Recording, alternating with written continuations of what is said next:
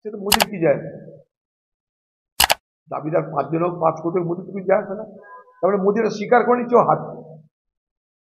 এই যে কথাটা বলছে যে ইন্ডিয়া জোট ক্ষমতা এলে 5 জন প্রধানমন্ত্রী দাবিদার হবে, এই কথাটা বলার মধ্যে মোদি পরোক্ষে তার পরাজয় স্বীকার করে নিল, এটা কিন্তু স্পষ্ট।